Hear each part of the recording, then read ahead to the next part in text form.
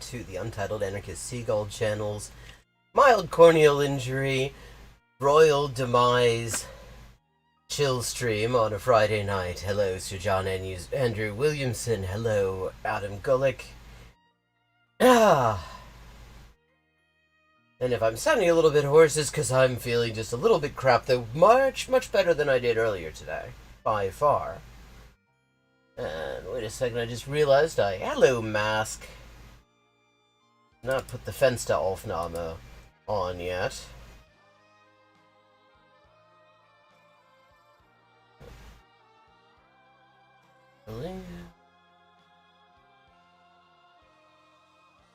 Oh, the reason for that, okay. Ja, jetzt sehe ich das Problem. Righto. Well, a little bit. If you count the bit where I still had the starting soon screen up, I definitely was. And I count it.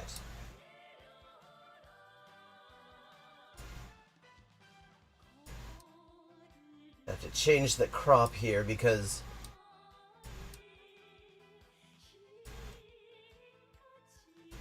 I've been doing Duolingo on the other channel, and that requires a slightly different crop.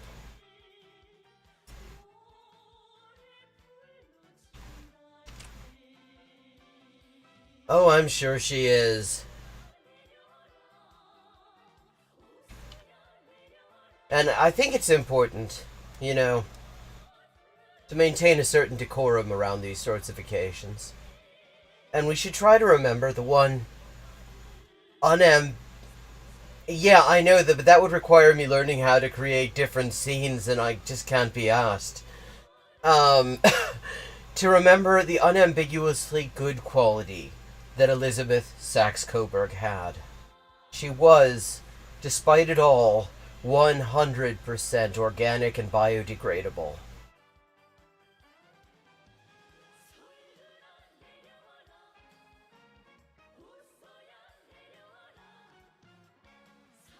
Oh, and speaking of right-wing bullshit that popped the clogs, the dictatorship's attempt at at placating the population with a constitution that pretended to do the things that people were demanding but actually didn't, with a 5-year waiting period before they would find out that little surprise reveal. Yeah, that failed. And it wasn't actually a surprise. Like, people are acting as people from from basically the non-Spanish speaking, non-Chilean world are all surprised by this. And liberals, Saxe-Coburg und Gotha.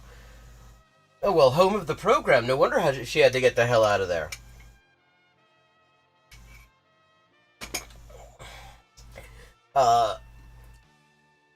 People outside of Chile are surprised by this, but the polls were saying this was going to happen for a while. And the thing is, that process left a huge bad taste in a lot of people's mouths. What was never mentioned about the first plebiscite, which, there was this overwhelming result, and yeah, there is overwhelming hatred of the Pinochet Constitution. That every poll that looks at it finds that.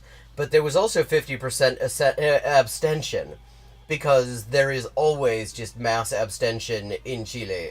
I mean, usually it's the majority of the electorate. It was unusual that it was only 50% that time. So, I mean, that isn't really a shock, because it was a constitution that there were like a few basic demands that people had, that people wanted out of it, which boiled down to this. First of all, end the privatization of public services, free public, secular, quality education for everybody at all levels of education, an end to the private pension scam, and, and investment in public housing and public health care. And the idea was that this should be financed by renationalizing the mining industry. Not just the copper, not just the resources that are being mined, which actually allows private companies, mostly from abroad, to get their hands on it and end up making huge amounts of money and not paying any tax to Chile. but actually nationalizing the mining industry, as was done in the Allende government with with unanimous support from the entire Congress at the time. Even people who were plotting to overthrow him didn't dare stand against that, because everybody just, it was just obviously right. Yeah, really basic stuff, but stuff that completely ran counter to the economic and social and political model that the political class in Chile are like going to defend to the death.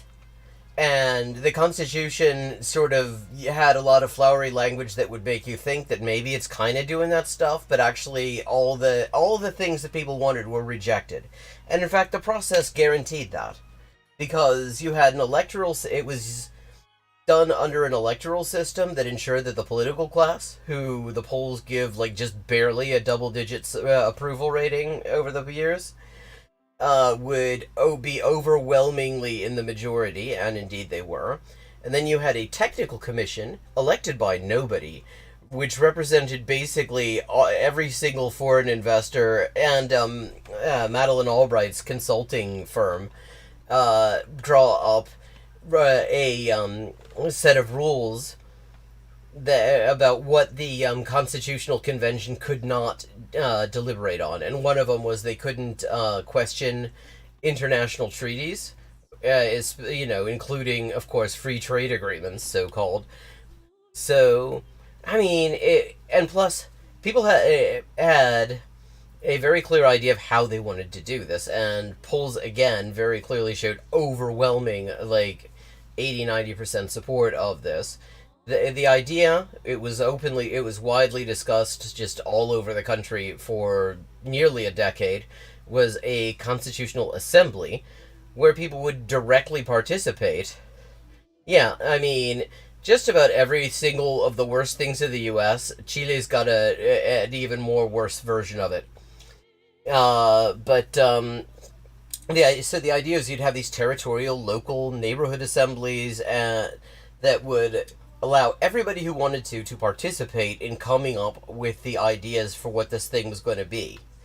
And instead, what they got was some bullshit where the same pricks that they have been trying to get rid of for ever, basically the entire duration of the existence of the country, got to just write the thing, and where the things that they wanted, the things that they've been fighting and dying in the streets to get, were just totally ruled out a priori. Meanwhile, the whole thing happens at a time where you've got the military torturing people in the streets, where there's just massive military police repression, where you got thousands of political prisoners, where one of the most respected indigenous leaders in the country, Héctor Yaitul, was arrested on complete bullshit charges. And, I mean, it kind of feels like they decided to have this vote in conditions that are a little bit kind of 80s nostalgia, basically. And then they go, and then if you look at the propaganda for both sides of it, they couldn't find anyone except just normal, well, apart from an actor from Argentina, it was like all just the exact politicians that are the reason that people are just completely just disgusted with the political class, saying what a great idea and how it was going to be a game changer and shit. And it's like, I mean, you just look at that, and anyone familiar, anyone paying attention in Chile is looking at that, and I'm talking most people. This isn't like just a few people who are clued in or something like that. This is overwhelming. You talk to people, and this is why the phrase "the political parties" is something you want to associate your enemies with in Chile. Because these people, I mean, they stand for just corruption and for pretending to be on the people's side and then just doing the same bullshit for foreign investors and stuff like that. I mean, you associate the thing with that, and it doesn't. You don't have to read it to know that this is not going to be the thing that people wanted. Yeah. So that's what's going on. Meanwhile, Bloomberg tells us that the environment decided to mourn the great leader, Queen Elizabeth of Saxe-Coburg and the Gotha program by having a double rainbow in London. Because, I mean, the thing about Britain is, well, yeah, I mean, the shit, you should see the shit they're publishing. The clouds are remembering her. The fucking, and Bloomberg seriously has this thing, like, that strongly implies that this double rainbow in Britain, a country, like, which in Britain is somehow a memorial to her. Because, I mean, cloudy, overcast, rainy, shitty weather in Britain. Can you name a more less iconic duo? I mean, as I said on Facebook today, it's like, yeah, media. You got to choose one. Either you can take the piss out of Rodong Shinmun's Kim trivia coverage, or you can say shit like that. Oh, in Britain, I know a few people who remember. I mean, like, fucking Liz's dad was actually it turned out, this came out, I think the Guardian ended up reporting it was several years ago, that her dad was actually in contact with Hitler during the war and said, Adolf, hey, what about having some kind of a, I don't know, a blitzkrieg? Maybe if you sent the Luftwaffe and bombed the shit out of us, we would get out of the war, and then we could all be on the same side, because you're a jolly good chap, etc. And it's like, yeah. Yeah, what a wonderful family.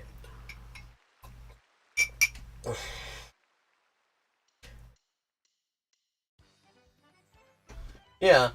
And I mean, the thing you can say about Kim Il Sung is that at the very least he was on the right side of the colonialism thing.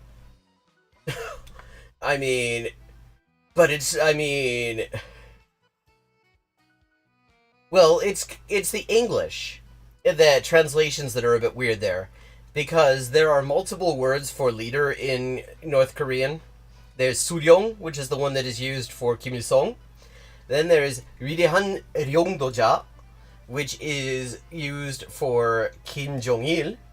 And Ryongdoja and Suryong, they just mean leader. I mean, there really isn't a translation. Yeah, Prince Philip, yeah.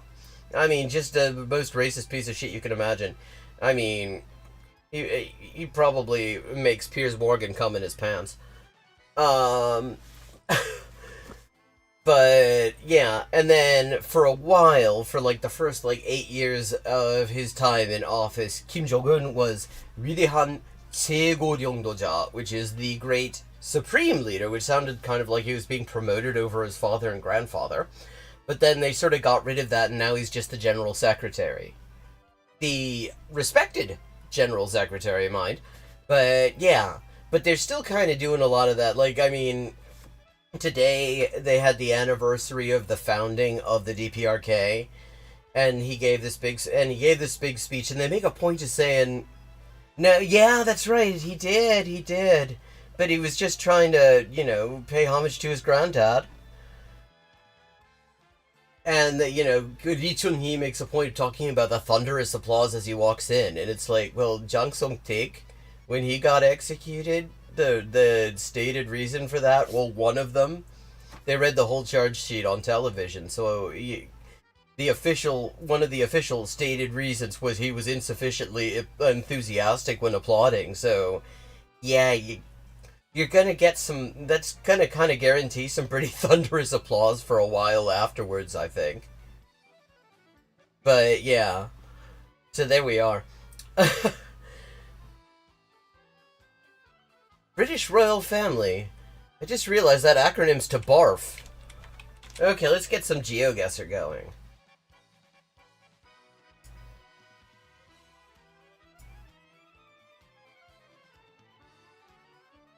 Ingrosso abbigliamento. Pronto moda. Okay, I know Moda d'Italia, Piazza Grande, and Chinese. This tells me we are probably in Secondigliano.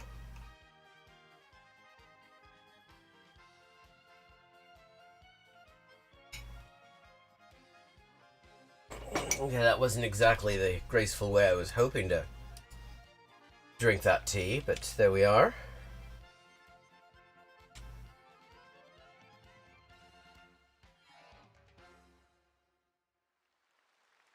Wait, wasn't his grandfather the king? I mean, it could be any of them, honestly. Intimo biancheria.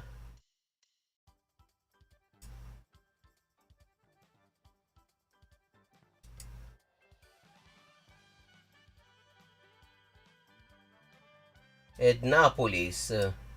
No, no, no. Et Napolis. Okay, that sounds like we are in Cagliari. 동무들 웃으며 말을 해요. 아니 글쎄 날 보고 존맛 한손녀래요.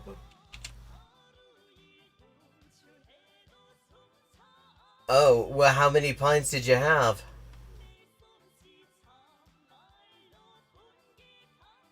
Okay. See, all of my House of Saxe Coburg and Gold Top baseball cards got taken away when I was. So I never got to memorize them properly. So I'll take your word on that. Okay, I just meant the fucking king, but I imagine all of them probably. I mean,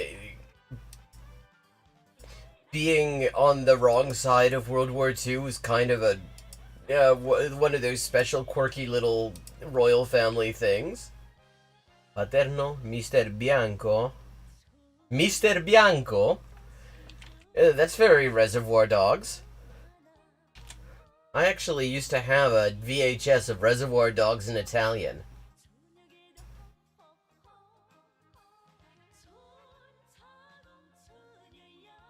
Mister Bianco. Mister Bianco, Catania. Okay, we got it. That was easy.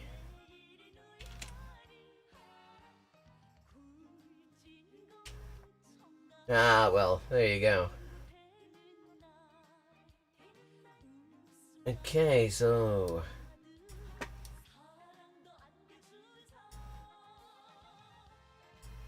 at Napolis. There we are. Ecco. SS 121. Okay, yeah, Etna. Catania. Reading all those Cristina Casar novels really paid off. Because that's the only reason I know anything about Catania.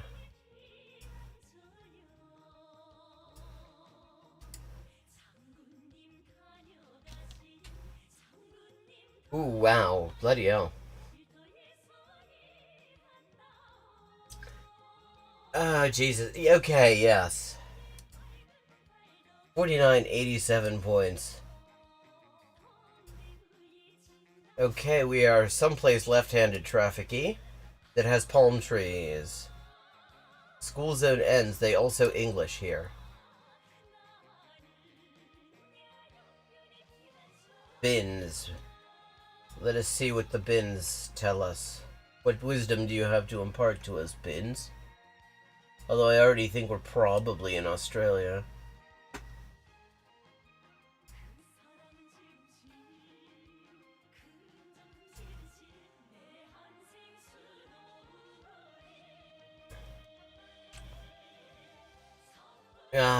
God, I haven't really done... Well, I haven't even gone for a drink. Well, I haven't gone out for a drink in nearly 3 years now. This fucking pandemic. But the thing is, even... I mean, I'm not even tempted because there's no place worth it around here. There's, like, absolutely no place I could imagine wanting to spend time in for a drink.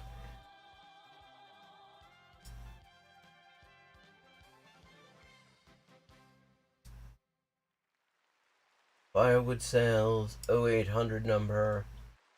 Yeah, I'm feeling the Australia vibe fairly strongly at this point. I mean, especially the pavements don't look like Britain.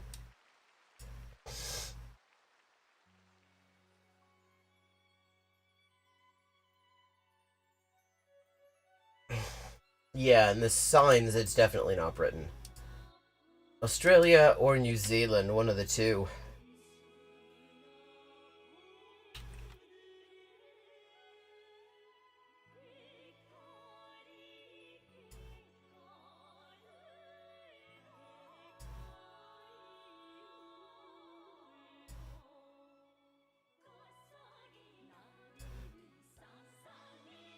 I had to spend the day translating a patent from Russian to German with one eye that was just constantly inflamed.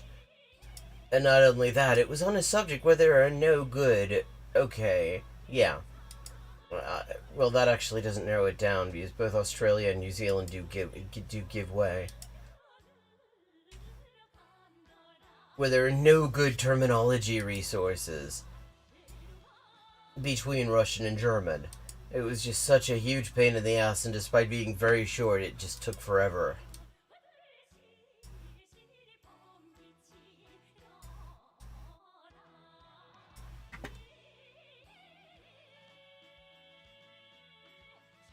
Econo waste.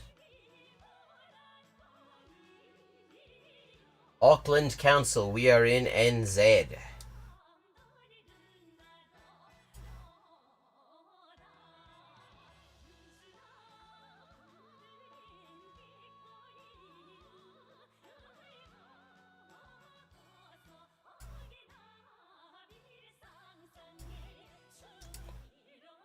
$14 kilometers, 49.54. Getting off to a pretty good start. Yeah. See, I've never been able to go in for that. Probably not the worst thing. For me, it's a very much a social thing. I want to go out to the pub. I want to talk to people. I want to look at very cute dogs that are just sort of flopped out in front of little fires and shock English people by referring to the Malvinas as the Malvinas, which is really all it takes to shock some kinds of English people. I mean, okay, we are almost certainly in Hawaii. It's the only place under current U.S. control that I can think of that has distinctive fucking street names. Oh, okay, bin van. No, we're in Seattle. We are in Seattle in Aloha Street.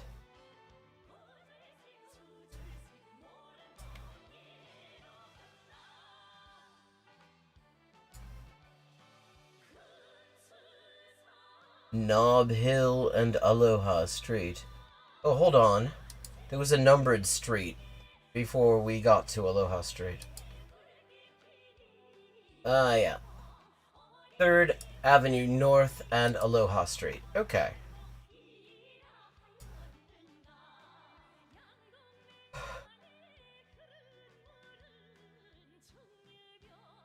Okay, 12th Avenue.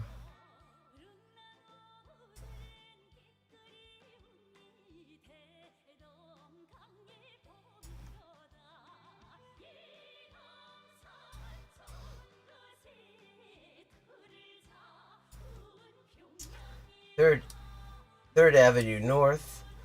What's this bullshit? The 3rd Avenue just keeps on breaking up? Here we go. 3rd Avenue North and Aloha Street. Butte balls. This rollerball on this new mouse is ridiculously fast. Yeah. U.S. pines are just bullshit. They should just call them halves. Though I have actually been to pubs in the US that when you ask for a pint, you get an actual one. And some of them occasionally just sort of comp me free pints, which I quite like. A Welsh pub in St. Louis, the only Welsh pub outside of Wales that I have ever encountered. And I remember the guy at the bar just apparently just kind of liked me, it's like, yeah, you seem like good people, I'm just gonna give you a free pint, and it's like, okay, fucking, why not? I would.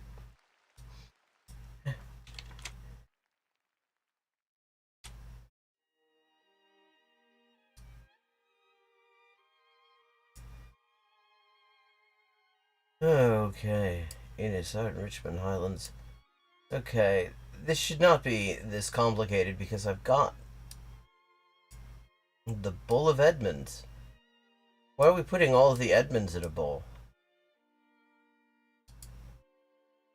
Belltown and Queen. It's okay by Queen Anne and by sort of the armpit of that lake thing.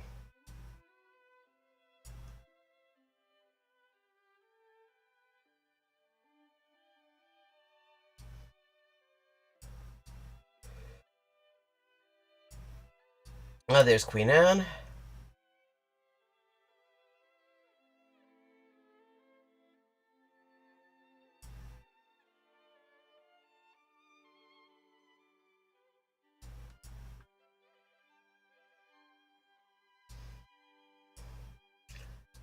There we go.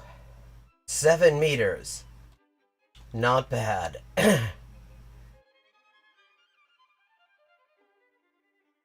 Oh, well, hello, Jill.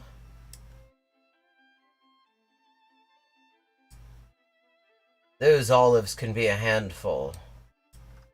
Ornery little bastards. Press them all, I say.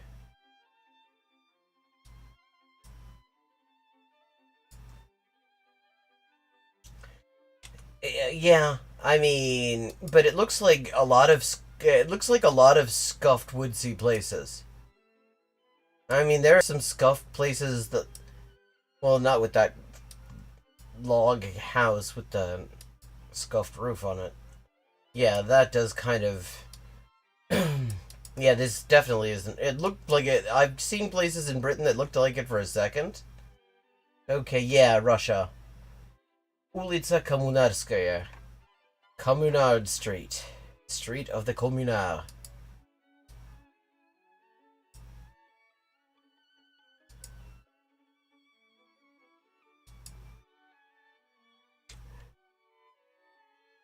Yes, you are, indeed.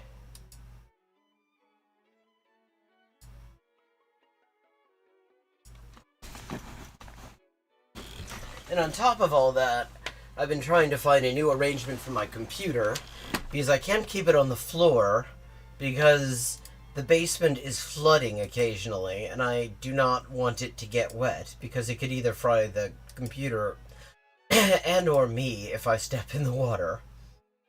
It has one of those bottom air intakes. So I've been trying to find a convenient place to put it that would be off the floor and that has proved very complicated. So that's all the shit I've been doing today. It's been just a pain in the ass of a day.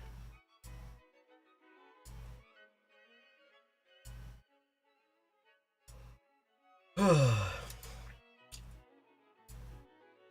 let me just say, the shoe industry worldwide really needs to get together and agree on some universal diagrams. Because there's no good terminology resources if you're trying to translate a shoe-related patent from Russian to German. Oh god, this is gonna be hopeless. It's gonna be some place up by fucking Murmansk or out in the middle of the back blocks in Siberia someplace. No, it's gonna be down by Bryansk. Okay. Десногорск. Никогда не услыхала.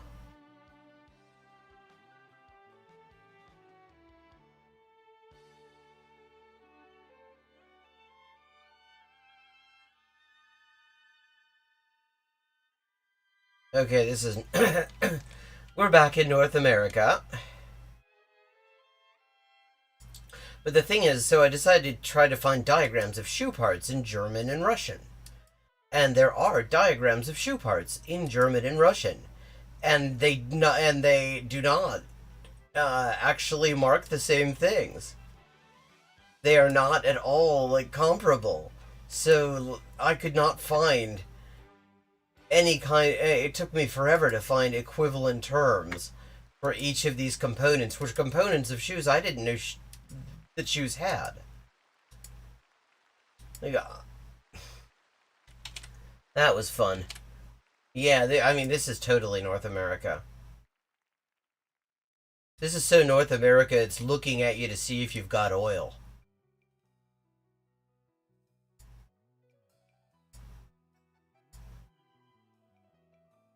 Gonna... Okay, we got a main drag. That's good.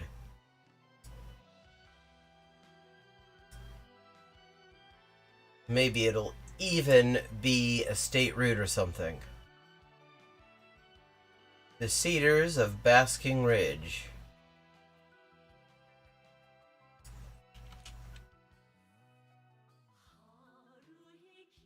Sometimes, I mean, that's not something...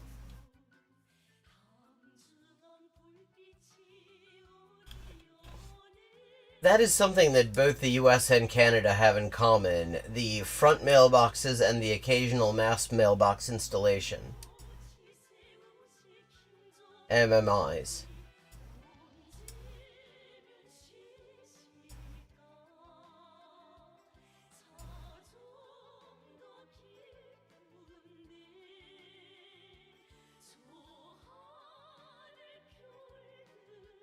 Or, okay, Lyons, New Jersey. Okay, we have Lyons, New Jersey, VA. Where the fuck is Lyons, New Jersey? That's a good question.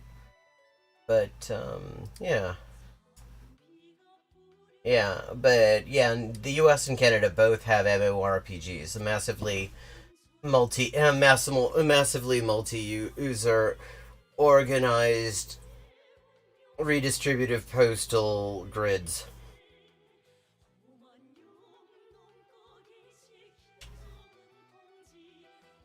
Yes.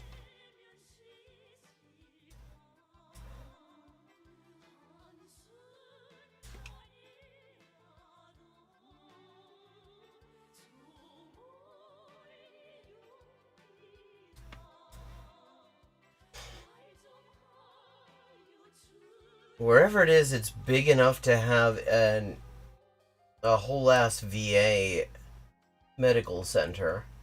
It's not everybody has those.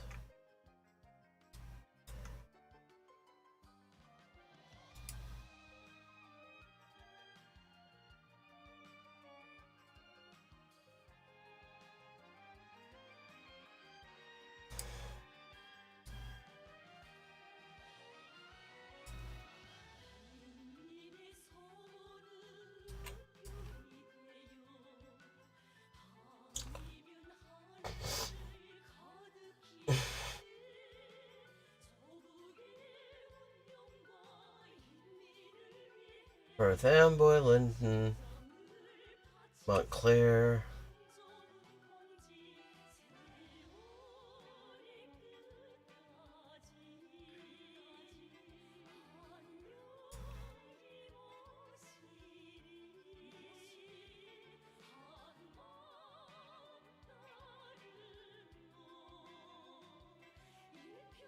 Summit, Chatham. Ah, fuck it. I'm just gonna say someplace by Newark. Watch it be all the way in South Jersey.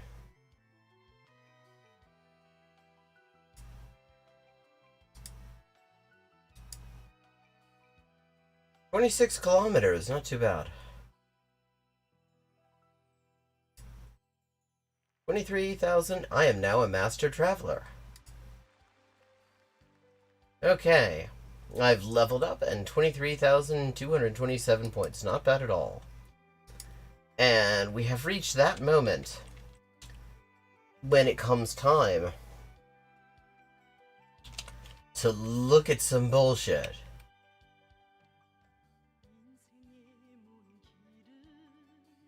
Okay.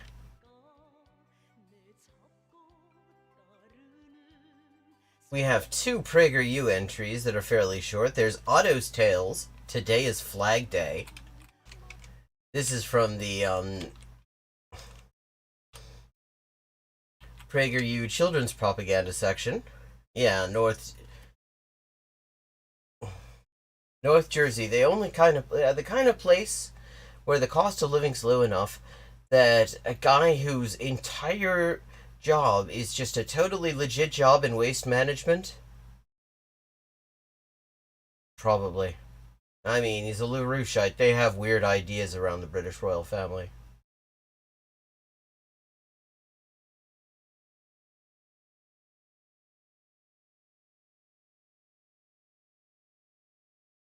Oh yeah, I saw that just like a minute ago before I went on, and it's like, okay, that sounds like it could be fucked up. The biggest difference between Judaism and Christianity. The biggest difference between Judaism and Christianity is not the who is Jesus.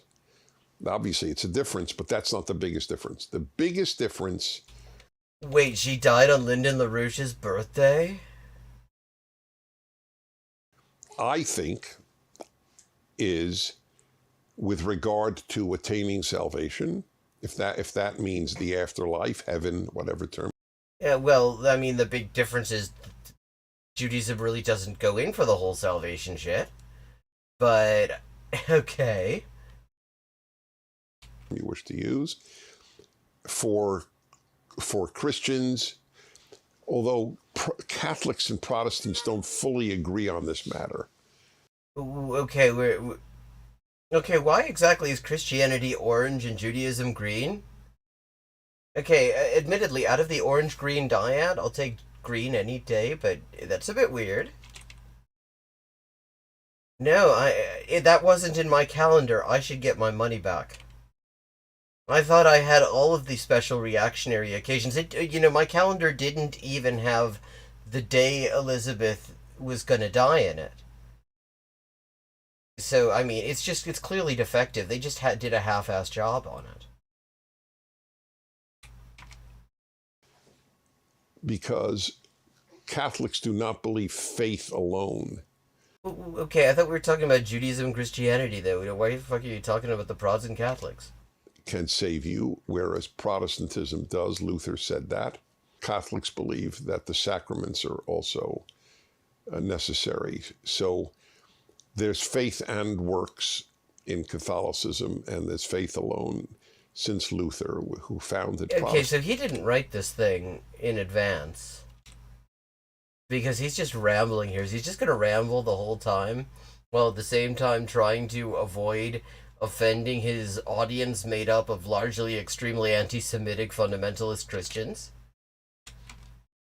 Protestantism. For Judaism, it is works.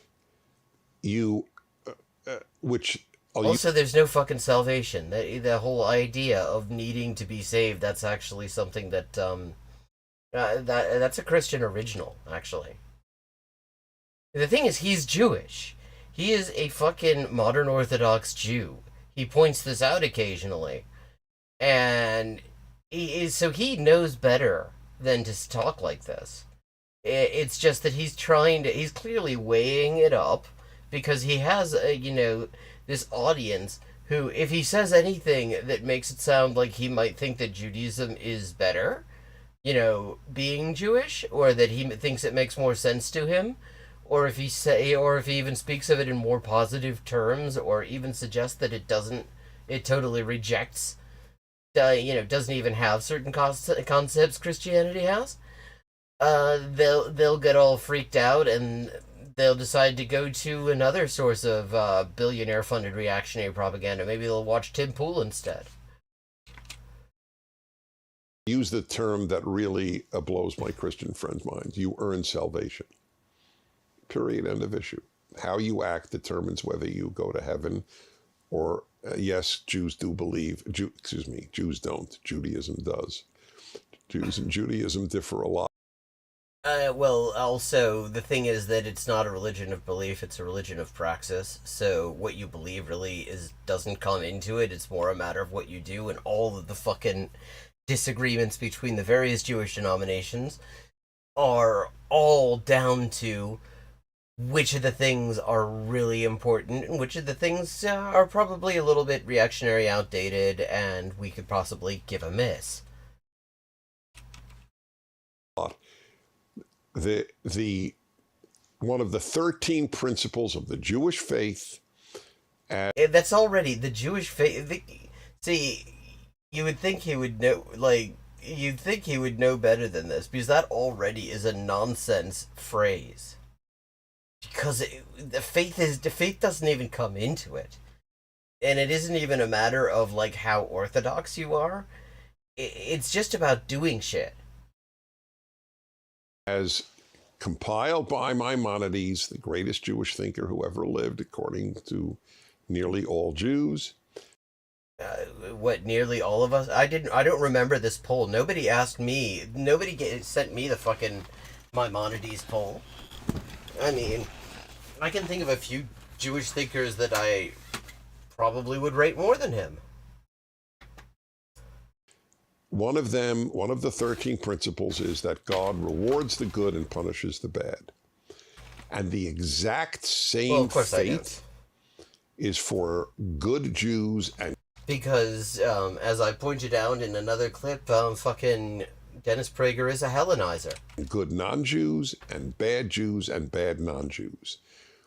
Judaism holds that God judges people by their behavior, not by their theology, their beliefs, their... Well, yeah, exactly, which is why the term that you just used, the Jewish faith, is just complete fucking nonsense. Faith. So, when I had this discussion with 4 Christians just this past week. Like, I just can't get beyond the fact that he's got the Irish flag. He's made the Irish flag there green, white, orange. With Judaism and Christianity. I'm once again fascinated by the fucking, like, the graphic design choices that these people are making. Long dinner. One of them was a pastor. And when I mentioned that we have to strive to be good and that God rewards the good and punishes the bad. So he said, well, what is the definition of good? So I asked the pastor, what do you mean by what is good? You know what good is. Well, maybe it's my color settings then. Or my eyes. Yeah, exactly. Well, he's doing this because occasionally, see, there is very much this attempt to court reactionary Orthodox Jews by the far right. Like, I mean, which has resulted in shit like, I mean, fucking Chaya Raichik, Libs of TikTok, is an example. She's an Orthodox Jew who's decided to throw in their lot with people who joke about the JQ, and she just kind of assumes that, that she's exempt or something like that. They'll leave her alone. But so, like, trying to court reactionary Jews is a thing that, like, the right-wing bullshitosphere does. So he has to occasionally point out that you could easily forget all about it because he just... Anytime he talks about this stuff, it's awkward as fuck. And he sounds like he just found it out yesterday. So occasionally he likes to point out that he's Jewish. Despite also pointing out that actually, like, he much prefers Christianity. Like, but somehow has decided that despite the fact that he seems to think Christianity is better in a lot of ways, and he doesn't, like, I mean, I don't fucking get it. Everybody knows what good is. Well, then why the hell are you doing... So you know better than what you're doing, then? You know what good is, and yet you're on PragerU. So you're saying you know better. We should not give you the benefit of the doubt. Okay, cool. Did you... If somebody said someone's a good lawyer, or a good pitcher, or a good violinist, would you ask, what does good mean? Well, with good lawyer, definitely. I mean, with good violinist... or a good pitcher or something like that. I mean, I think, yeah, that there it's fairly easy, because then we're talking about skill. But with lawyer, I mean, good lawyer could mean that they are on the right side of things and they're good at what they do. It could mean they're good at what they do, regardless of whether they're on the right side of history. It could mean a lot of different things. The minute good means something beyond... like, just skilled at a thing. For example, these are not good right-wing propagandists. Not that there's such a thing as a morally good right-wing propagandist, they're just crap at it. This is a great little freeze frame I've got of him. He looks like he's just farted. No, you would know exactly what it means. Same with a human being. Now, is it good enough? I think that's what he meant. No, I think he possibly actually was asking you a perfectly reasonable philosophical question of the sort that, we've got entire libraries full of philosophical debates on what exactly good is.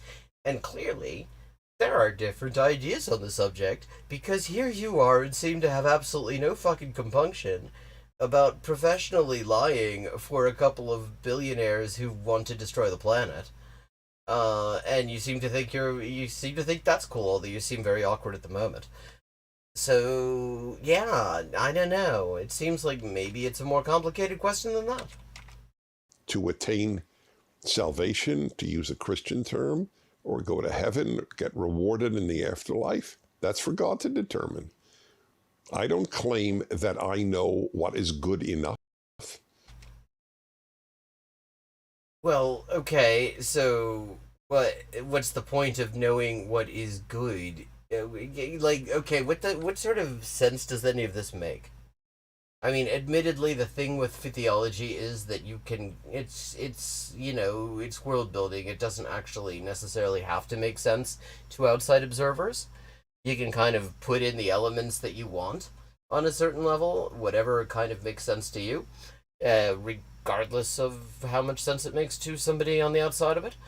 But okay, if why say everybody knows what good is if the only thing that actually matters from your theological perspective is what is good enough? I mean, who gives a shit if and what is it like? What does it matter if you were good if you're not good enough? Surely that's the only question that actually matters. So if everybody knows what good is,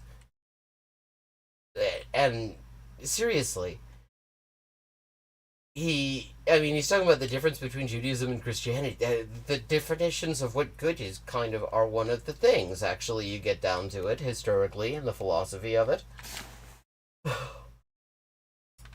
Yeah, I mean, it's just kind of amazing how he manages to get so many of these things.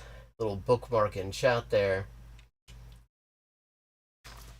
And he just managed to just be completely full of shit on things that he doesn't need to, like, ideologically he could say a lot of things here and it would be cool.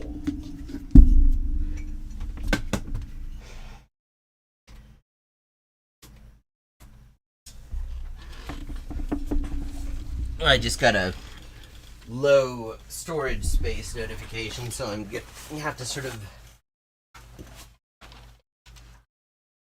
bail out my hard drive while I do this. Fenster öffnen.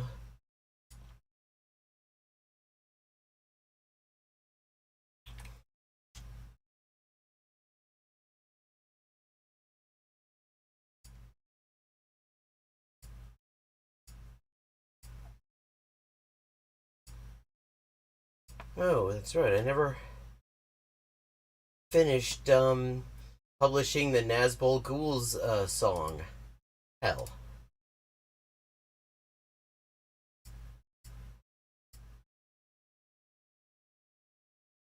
Okay, hold on a sec. Let's transfer this shit over so that we do not have some sort of a disaster. Oh, well.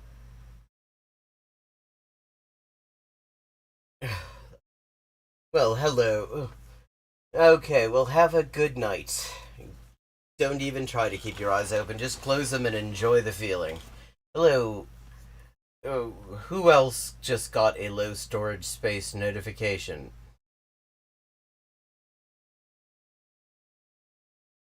Okay.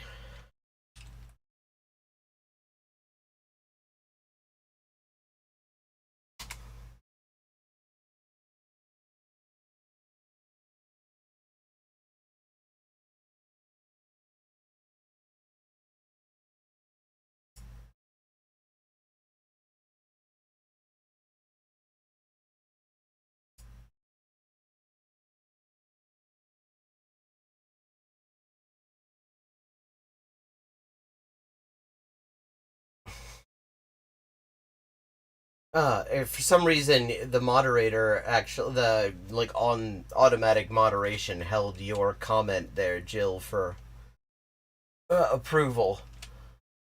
Uh, the thing, yeah, that's right. Kelly, I think I remember the video you're talking about too, where Muppet says that Orthodox Jews are anti-abortion. The thing about it is, they're pretty much any subject of opinion on they're the joke in the Jewish community is you find two Jews, you get three opinions.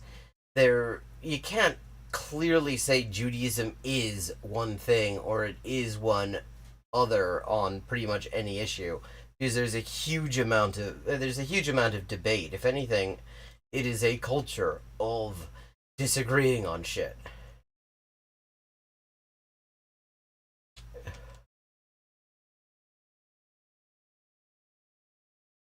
That's God's determination. That's true. So then, for the Christian, the question would arise, well, then you don't have any assurance that you'll go to heaven. To which I would say, that's true. I don't have an assurance. I think if God judges justly, I think I have lived a life that has merited Uh, Pause for a week for us to discuss what his life has merited. reward, but ultimately that is for Reward for what? You make money lying to people on the internet. God to judge. That's true. So there's a Jewish Christian difference. I always speak of Judeo Christian values. Which is a bullshit term. Because that's just not a thing. And the reason that they started talking about Judeo Christian shit was specifically in order to exclude other people. They back when the main racialized ethnic group that Christians were trying to take all their shit out on was Jews. Nobody talked about fucking Judeo-Christian values. You didn't hear that. Then it was just Christian values. Then Muslims and other religions started to show up. And then right wing Christians started talking about Judeo Christian values as if we'd always got on, when in fact the reality is there's nobody in the world who has been a bigger long term threat to Jews than white Christians.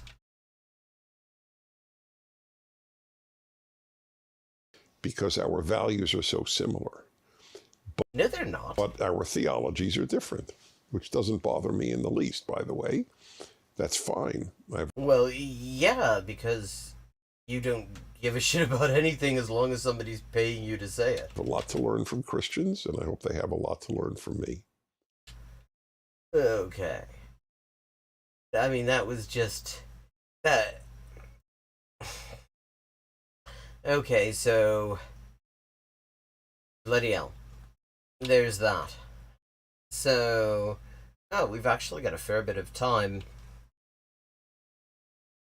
so we can continue with the horrible video from Xanderhole that we started last week, where he basically a new mutation of far right ideology, a new like sort of fusion, new right wing fusion cuisine just dropped. The Naz Bowls. We all know the Naz Bowls.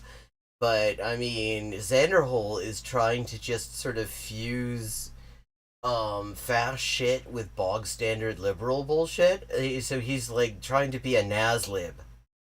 Xanderhole is a Nazlib. That's what he is. So we can continue to watch his like Nazlib video. We can look at let me see. Some of the has bullshit. Got lots of that. We could do some Fosh.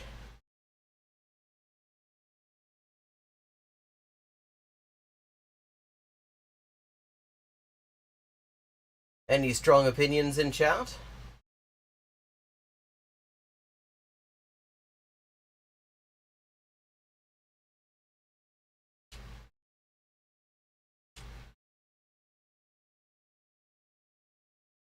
Well, people like him think the world needs his opinion because he's getting paid a whole bunch of money in order to make propaganda for oil billionaires. So, shall we do? I've got has. The time has paid Vosh $50 to get on his stream. We could do that.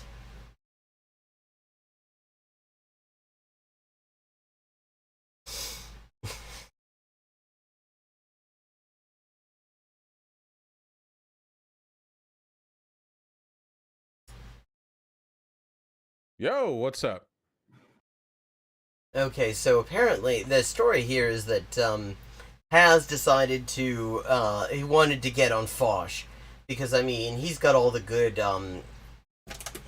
primed right wing subjects in his chat to have a discussion with him, and he paid him $50 in order to do it, which is nice and pathetic. And then even he was so reactionary, even Vosh decided he was too reactionary for Vosh. Okay, Vosh, what's up? What's up? See, before we get into anything, I want to say, why don't we begin this by being respectful? Oh, hold on. I got so many fucking windows around that it's hard for me to keep track of which one is actually the one that is where the broadcasting is taking place.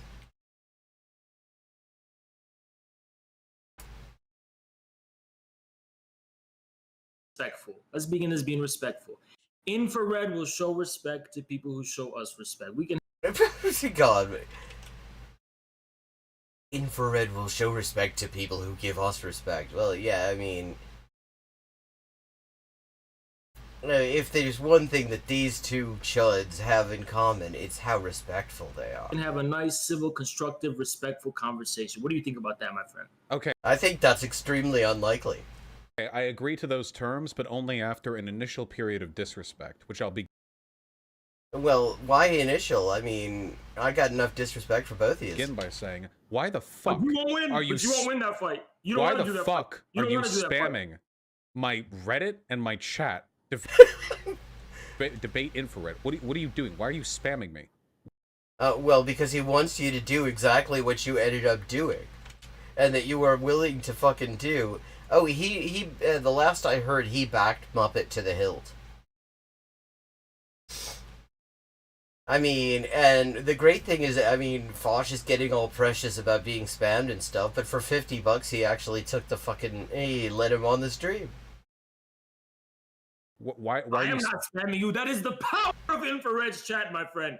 Oh, yeah, the power of infrared's chat. Yeah, I mean, which is so cool. I love this. They deserve each other.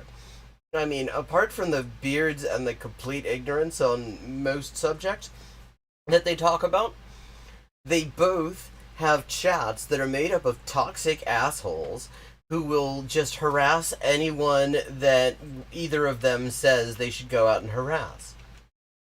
We are so powerful right now. You have 8K viewers, and I have 100 viewers, and our chat is more high energy than your chat. Okay, like, what kind of flex is that? I'm sorry to say, man, I can't control them. They're crazy, out of control.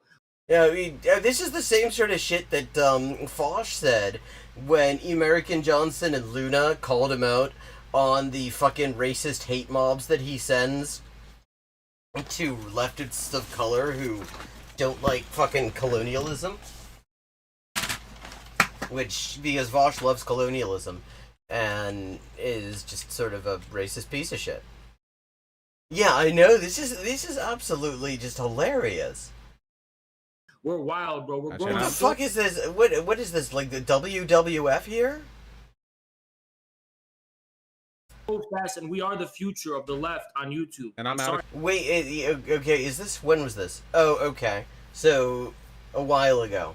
Because in the Austin conference of the CPI, which preceded Queen Elizabeth into oblivion, He was talking about how he didn't want anything to do with the left. The left was, a dead issue, and that the only people that he felt that he could work with were either political neophytes or on the right. Control cringing, so it's, it fits. That power, that energy, we're matching it. All right, let's do it. Hit me with your best arguments. You a tanky? That's what people say. I'm 100% tanky, 100% Stalinist. Except for the bit where you're also fascist.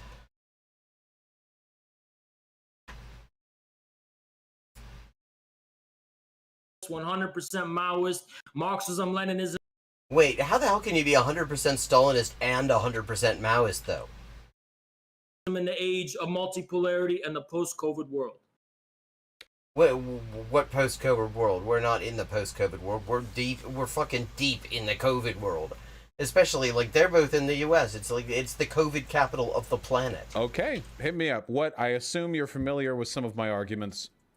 I am okay, this should be familiar good. with some of your arguments. So let's see, where do we want to begin?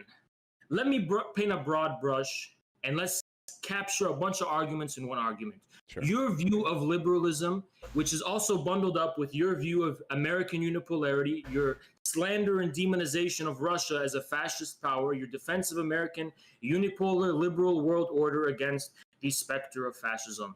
And then we can bridge that to your views on the Capitol Hill riots, your endorsement for voting for Biden. Okay, see, this is great because these are all things that suck shit about Vosh. Like, every single thing that he's saying here is something that Vosh has actually said that sucks shit. I want to weave these threads together. Yeah, bring it all together. Synthesize. Yeah, do some fucking seamstressing. What's that? Synthesize. Bring it all together. Engage in the dialectic. Take these differing perspectives. Yeah, like, okay, Vosh, shut the fuck up. You don't know what the dialectic is. Perspectives. Unify them. What do we got? Precisely. Well, I got it. Y'all suck. Precisely. What do you mean, precisely? You said all that stuff and you didn't have a follow-up? Okay. So as I'm familiar with your argument, okay, this is how I'm going to sum it up. Basically, your idea is that it's an arithmetic, right? Liberalism is greater than fascism, better than fascism.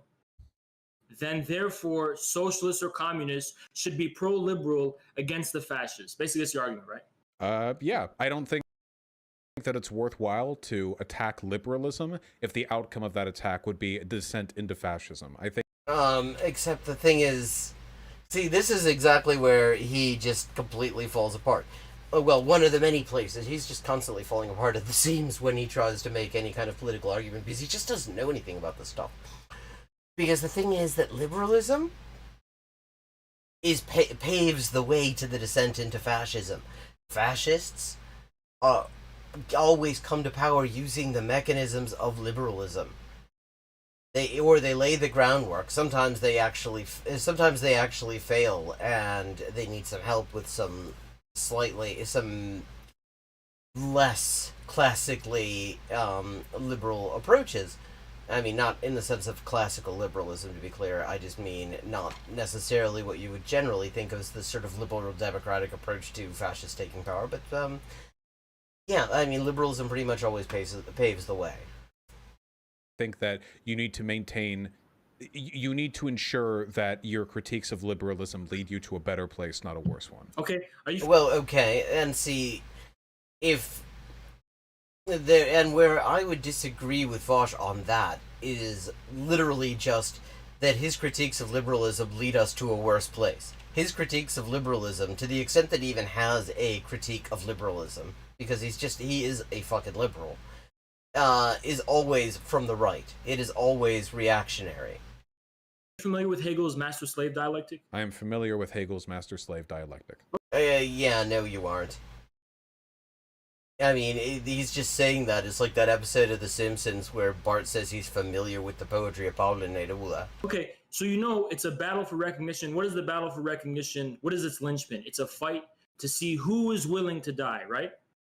Sure. I mean, that's... Two people go at it. Whoever's proving they have more balls, they're more willing to die, basically they win out. They become the... Okay. master, right? I'm not entirely sure if that's a faithful interpretation of the Hegelian concept, but so where does your So fight to the criticism death, lie? right? What? Fight to the death, right? Sure. It's about a fight for the death, proving your. Okay, and first of all, okay, Jesus Christ. And why are we even talking about Hegel in the first place? The whole thing with Hegel is that it was sort of annoying idealist bullshit. Just a whole lot of it. Your life. It's the fight to Wait, the for death. who? Wait, prove what? your life. Wait, That's the less slave dialectic. less allegorical. What are we? What's the criticism? I'm telling you, politics is the same shit. You have some type of order. You have the state. You have the status quo. Whoever is willing to risk its death with the most courage and with an alternative vision, when you're willing, if you're not willing to risk the death of the liberal order, then you prove your weakness. And then like Bernie did, then the fascists are going to come and devour you like how you're. Okay, like, what? It's not about courage. I mean, yeah, I'm not saying that doesn't enter into it at all, but the idea that the entire sort of political judgment can be built around the willingness to risk death. I mean, that's already, we're already getting into pretty fashy territory right there. Saying, but I even object to the view that Trump is a fascist and that there is really a looming specter of fascism that's coming from the right-wing It's populace. interesting. It's crazy how tankies tend to be like the most pro-fascist people that you'll find outside of fascism. Oh, really? Because if they acknowledge that Trump is fascist, they would implicitly agree. The thing is that quite a few. Here's the thing. I mean, leaving aside the fact that liberals like Vosh have just turned the term tanky totally meaningless. I mean, it used to have a very specific meaning about people who stand the Soviet Union's invasion of Hungary and things like that. And now it just kind of is used to mean people liberals don't like. Like, people who acknowledge that U.S. imperialism exists. I've been called it just for pointing out that the U.S. is fucking imperialist. Or, but, yeah. The thing is that the other problem with this is it collapses everything because, like, the archetype that liberals have in their mind is their, like, very confused idea of what NML is. And the result, what a Marxist-Leninist is. And the thing is that they use it so broadly. When you start using it to describe guys like fucking Haz, like fucking Muppet, then you've actually decided to collapse it together with people who... Oh, hello, 007, oh boy. Yeah, he is totally fash. I mean, we were looking at one just a couple of weeks ago in stream here, where he manages to say in one sentence that National Socialism is a form of socialism, and that queer people are the equivalent of Ernst Röhm and the Sturmabteilung, while at the same time managing to get the name of the organization Ernst Röhm was in wrong, and get Ernst Röhm's name wrong. I mean, yeah, he's fascist as fuck. With the Democratic Party. And welcome, 007, oh boy. I don't think I've seen you in here before. Nice to see you joining. You seem to be supporting the Ukrainian fascists and Alexei Navalny, who is close to being a Russian ethno-fascist. Navalny, it's worth noting, is that thing. I mean, you look at what he's had to say about Chechens in particular. I mean, it's just straight up Nazi shit. And and the idea that he represents the Russian opposition is also complete nonsense. He has actually really tiny. I mean, his support is tiny. His support within Russia is very limited. His support outside of Russia, from the media in the U.S. and the U.S. government, for example, is pretty significant. But his support, but you do not need to support somebody like Navalny in order to support opposition forces in Russia, because a lot of them hate him too. And you called him a fucking civic nationalist. Why is Navalny a civic nationalist, but everyone else is a fascist? Can you? Well, because Vosh will avoid calling people fascists if he likes them, even if they're fascists. Everyone else. Well, fascists are fascists. But why is Navalny a civic nationalist, but Trump is a fascist? I mean, and the thing is, neither of them. I mean, Navalny isn't a civic nationalist. Navalny's yeah. No, Navalny's definitely fash, and Trump is close enough. It spends as much time facilitating the work of fascist groups that it really doesn't matter where he falls on some sort of technical definition of it. None of them call themselves fascists, according to you. Why Navalny made a video comparing fascist call Muslims. themselves He a compared fascist? Muslims. Well, I mean, some fascists do call themselves a fascist because it's the thing they are.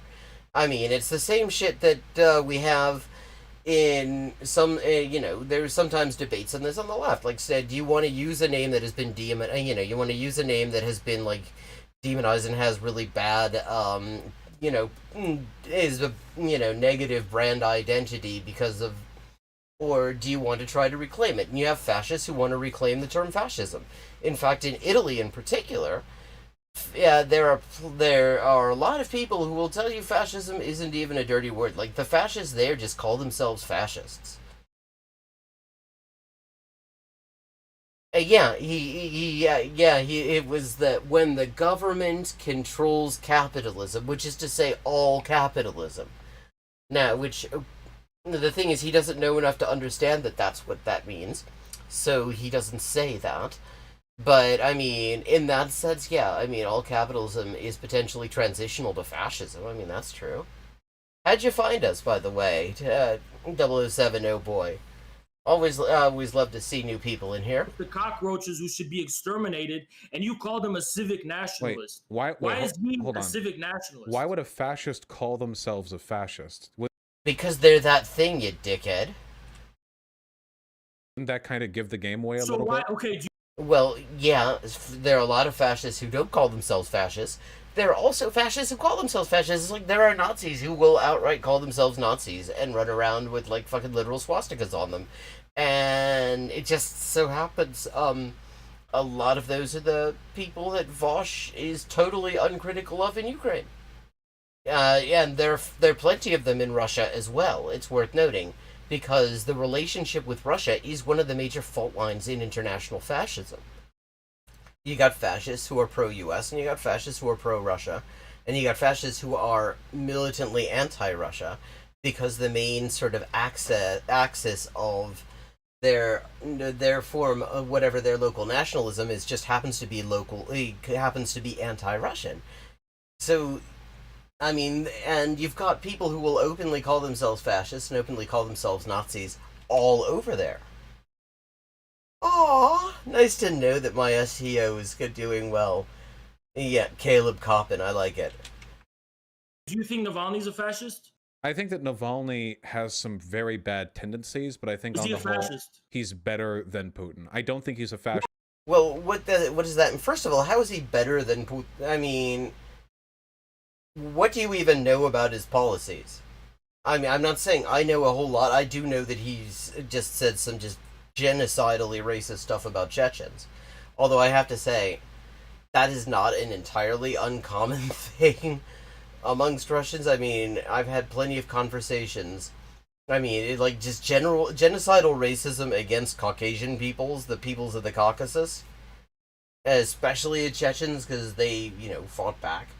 Most recently, is not entirely uncommon. Yeah. And, I mean, Moppin and fucking Haz are edging just little by little towards just openly calling themselves fascists. I mean, this guy, he...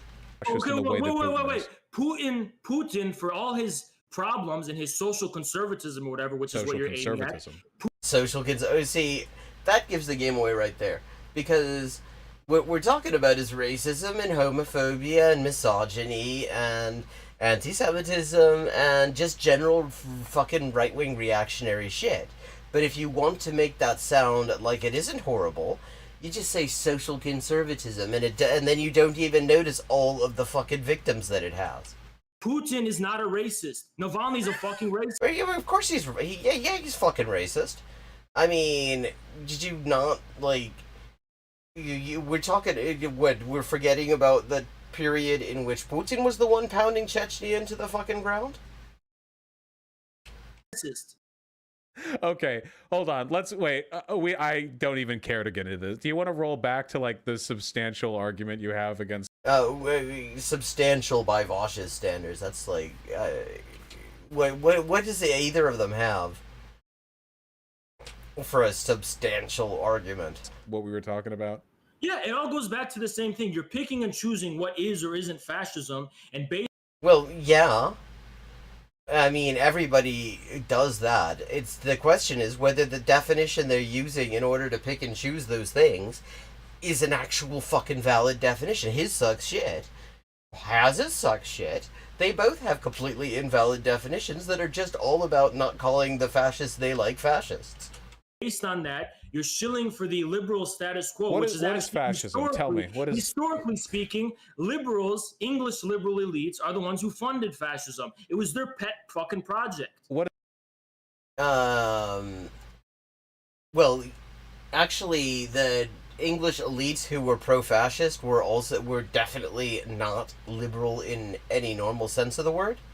I mean, we're talking about the British aristocracy, who were all over who just were totally supporting fascism. People like the fucking royal family, like Viscount Rothermere, like I don't remember his real name, but Lord Haw Haw.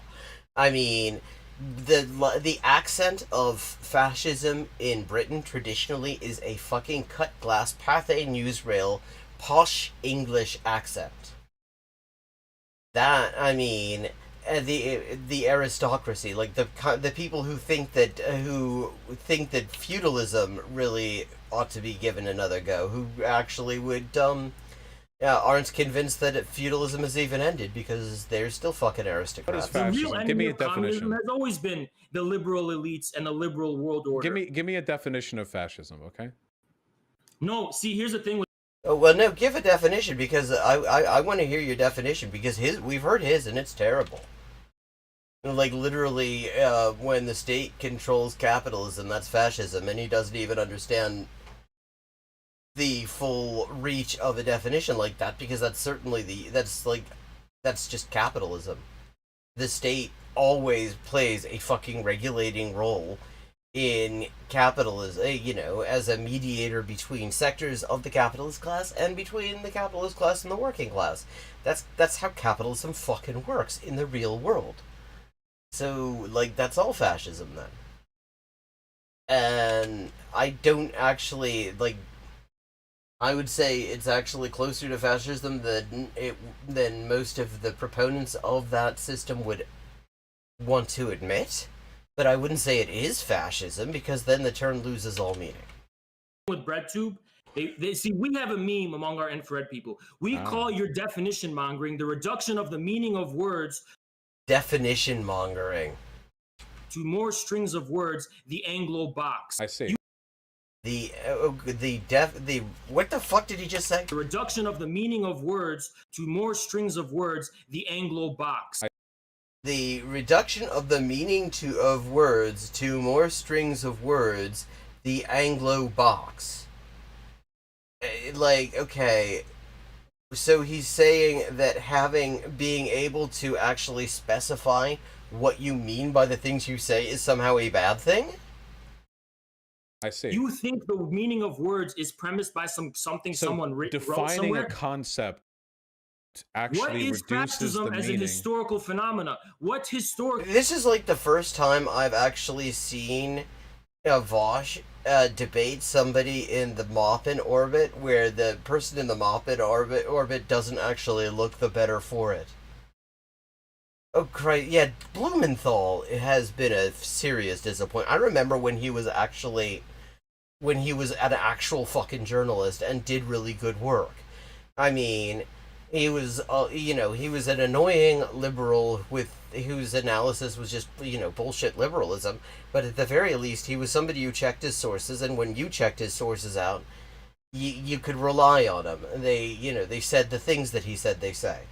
And then, he just sort of gradually decided to end up, now he's just kind of full-on fash. Like, I mean, he's really on the team of don't do anything for COVID. Like, I mean, he was deriding New Zealand's extremely successful zero COVID policies. You know, saying there shouldn't be any precautions being taken anywhere. No vaccines, no fucking non-pharmaceutical interventions, nothing. I mean, he's just really... Oh, well, I don't know. I think it's like Ben Norton seems to try to distance himself from that aspect of it, and I don't know about Mate.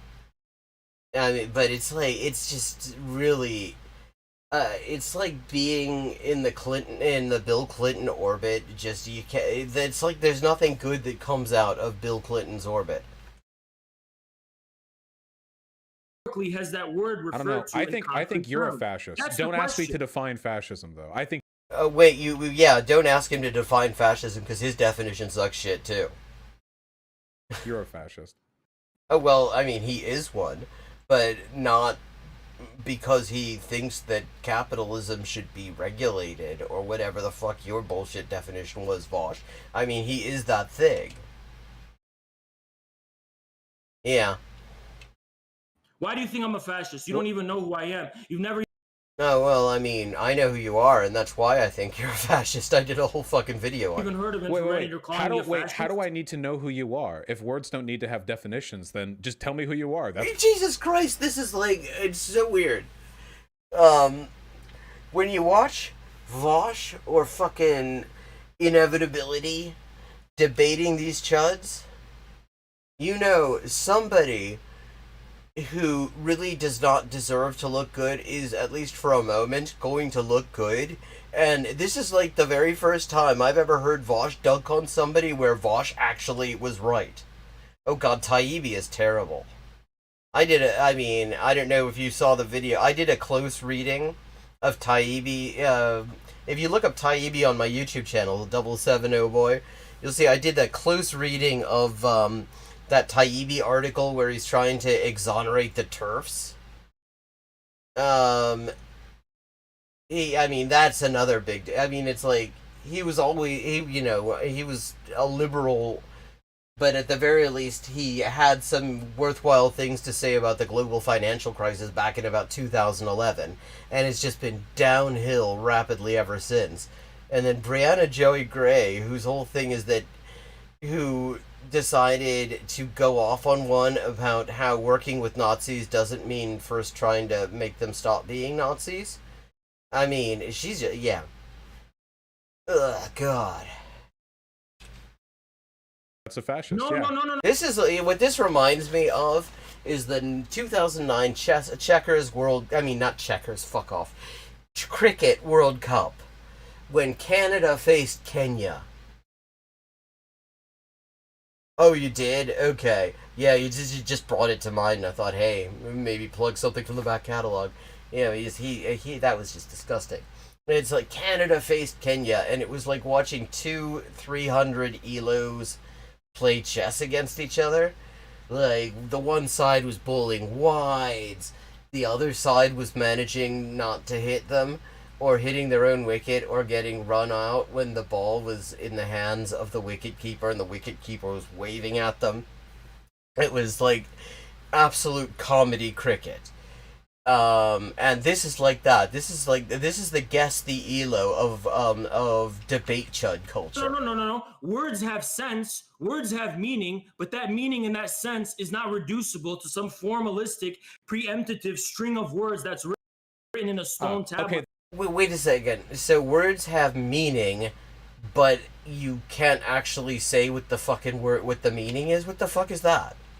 Like, I mean, and he's used this line before, like when he was talking about how he doesn't want to hear about female sexuality because he like hates women. He went off on how you could not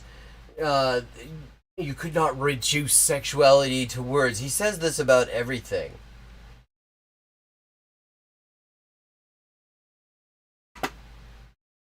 That I can't reduce the reason why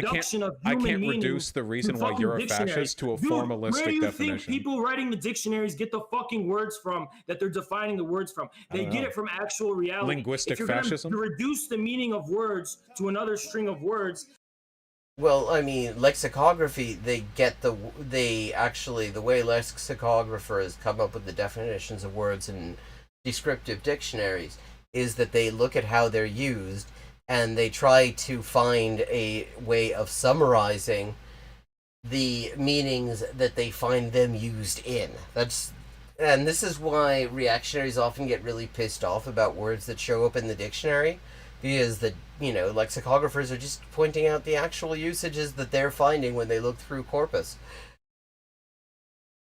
Then guess what? There's no meaning to words at all. Everything's just self-referential. Yeah. There has to be a bit of actual reality to give meaning to the fucking words. I thought Wait a second, there has to be a bit of actual reality to give meaning to the fucking words, but when somebody tries to express that reality as they see it, that's definition mongering. Like, seriously, dude. Oh. Oh, fuck. Fuck.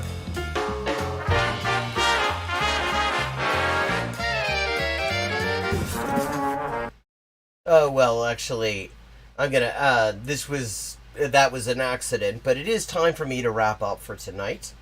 Thank you to everybody who's shown up. Thank you, 007 Oh Boy. And just so everybody knows, I haven't completely decided, but I may be shifting over to, well, let me see.